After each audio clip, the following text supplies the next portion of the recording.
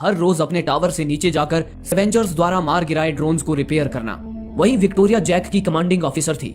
वो टावर से जैक पर निगरानी रखती थी और साथ ही जैक को गाइड भी करती थी। जैक जब भी ड्रोन को रिपेयर करने नीचे जाता था तो स्कैवेंजर्स उसे मारने की कोशिश करते थे।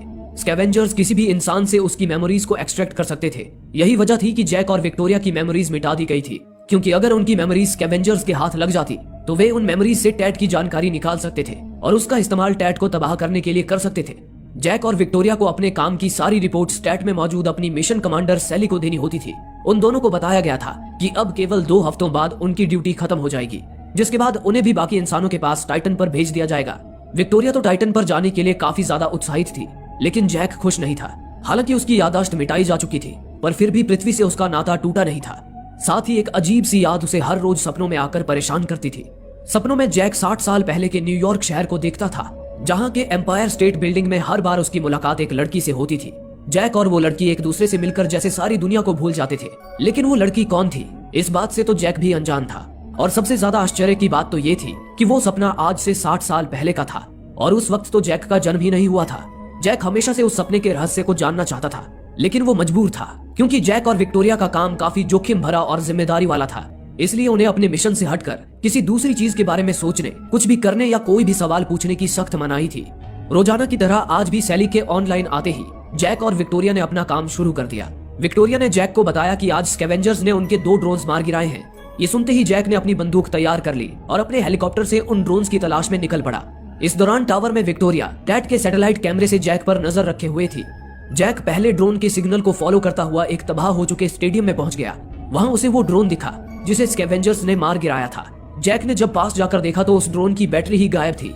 ड्रोन्स की उन पावरफुल बैटरीज में किसी न्यूक्लियर बॉम्ब जितनी तबाही मचाने की क्षमता थी। स्कैवेंजर्स इसी तरह अब तक उनके 10 ड्रोन्स की बैटरीज चोरी कर चुके थे। न जाने वे स्कैवेंजर्स उन बैटरीज को चुराकर कौन सा नया षड्यंत्र रच रहे थे। इस सोच ने जैक और विक्टोरिया को चिंता में डाल दिया था। जैक ने उस ड्रोन में नई बैटरी लगाकर उसे दोबारा शुरू कर दिया। अब बारी थी दूसरे ड्रोन को रिपेयर करने की, लेकिन अचानक उन्हें दूसरे ड्रोन का सिग्नल मिलना ही बंद हो गया।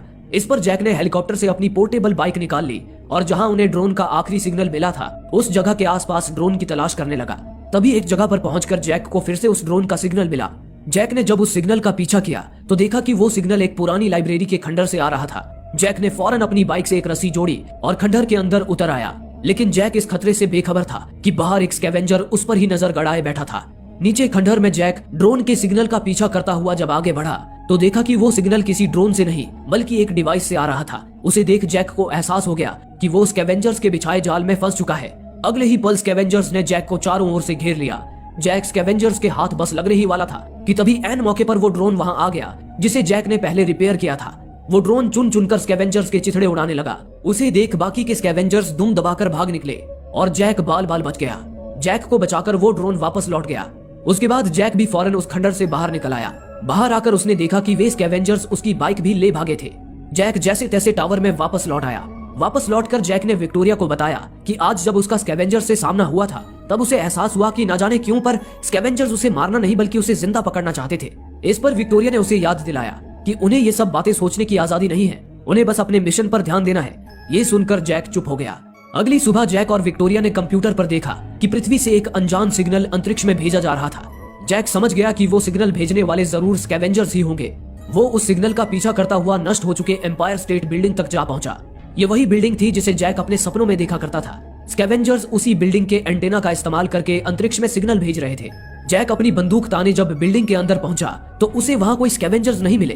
तभी उधर विक्टोरिया ने जब स्कैवेंजर्स के उस सिग्नल को डिकोड किया तो उन्हें पता चला कि स्कैवेंजर्स उस सिग्नल के जरिए किसी को पृथ्वी की एक लोकेशन भेज रहे थे। जैक और विक्टोरिया ये सोचकर चिंतित हो उठे कि आखिर वे स्कैवेंजर्स पृथ्वी पर किसे बुलाना चाहते थे।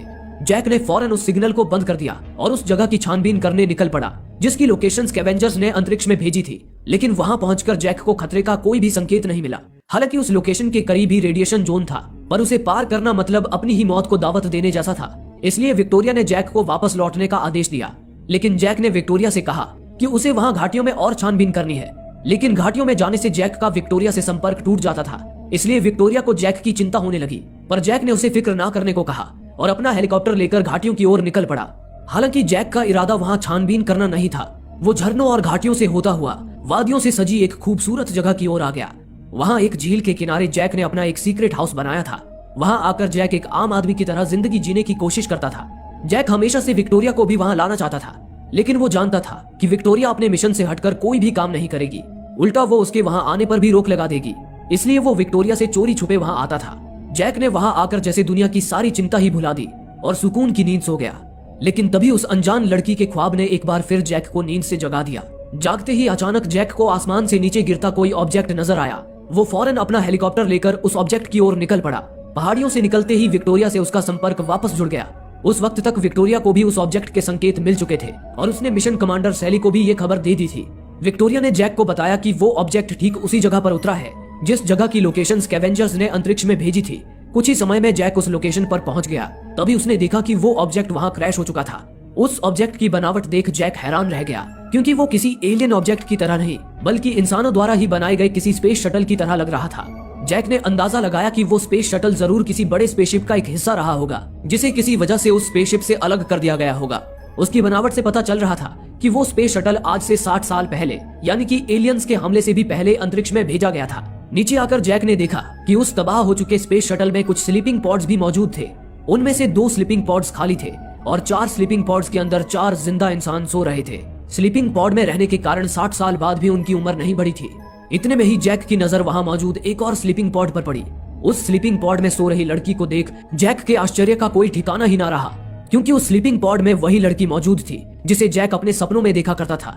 जैक कुछ भी समझ पाता उससे पहले ही उनका एक ड्रोन वहां आ गया। अचानक उस ड्रोन ने एक के बाद एक स्लीपिंग पॉड में सो रहे चारों इंसानों को बड़ी ही बेरहमी से मौत के घाट उतार दिया। उसके बाद उस ड्रोन ने उस लड़की को भी टारगेट कर लिया, लेकिन तभी ऐन मौके पर जैक ड्रोन के सामने आकर खड़ा हो गया, जिससे वो ड्रोन जैक और अपने टारगेट के बीच कंफ्यूज हो गया और उस लड़की को छोड़कर वापस लौट गया। उसके बाद जैक देरी न करते हुए उस लड़की का स्लीपिंग पॉड उठाकर हेलीकॉप्टर में रखने लगा। उस वक्त जैक को इस बात की जरा भी भनक नहीं थी कि वहां कुछ दूर छुपे हुए स्कैवेंजर्स ये सारी घटना देख रहे थे। उनसे बेखबर जैक उस लड़की को टावर पर ले आया। टावर पर आते ही जैक ने उसका स्लीपिंग पॉड खोल दिया। तभी वो लड़की एक पल के लिए जाग गई। उसने जैक को देख उसका नाम पुकारा और अगले ही पल वापस बेहोश हो गई। उस लड़की से जैक का नाम सुनकर जैक और विक्टोरिया हैरान रह गए। उन्होंने फौरन उस लड़की का इलाज शुरू कर दिया। कुछ देर बाद वो लड़की पूरी तरह होश में आ गई। जैक और विक्टोरिया ने उसे बताया कि वो 60 सालों से स्लीपिंग पॉड में सो रही थी। उन्होंने उसे 60 साल पहले से लेकर अब तक की सारी घटना बयान की। अंत में उन्होंने ये भी बताया कि अब केवल वे दोनों ही पृथ्वी पर मौजूद आखिरी इंसान हैं और वे टैट के लिए काम करते हैं। टैट का नाम सुनते ही वो लड़की चौंक उठी, लेकिन उसने कुछ नहीं कहा। सारी कहानी बताने के बाद जैक और विक्टोरिया ने उस लड़की से पूछा, आखिर तुम कौन हो और तुम उस स्पेस शटल में क्या कर रही थी? इस पर उस लड़की ने उन्हें बस इतना बताया कि उसका नाम जूलिया है और वो एक खुफिया स्पेस मिशन पर थी। इसके आगे जूलिया ने उन्हें कुछ भी बताने से इनकार कर दिया। जूलिया ने आगे उनसे कहा कि उसे किसी भी हाल में उसके स्पेस शटल से रिकॉर्डर लेना है, जिसमें उनके मिशन के दौरान हुई सारी बातचीत की रिकॉर्डिंग्स हैं, ताकि वो जान सके कि उसके हाइपर स्लीप में रहने के दौरान उनके स्पेसशिप में क्या हुआ था। ये कहकर जूलिया अपने स्पेस शटल के पास जाने की जिद करने लगी, लेकिन विक्टोरिया ने उसे कहीं भी जाने से सख्त मना कर दिया। उसने जूलिया को आराम करने के लिए कहा और जैक को लेकर उस कमरे से बाहर निकल आई। बाहर आते ही जैक ने विक्टोरिया से पूछा, आखिर ड्रोन ने जूलिया के साथियों को क्यों मारा होगा?